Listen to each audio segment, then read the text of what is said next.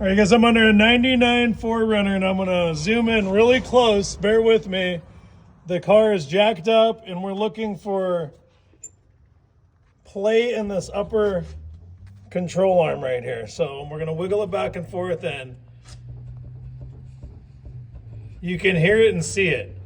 So if you have a clunking in your front end, it's possible it's one of these joints right there. That's what it would look like if you shake it back and forth.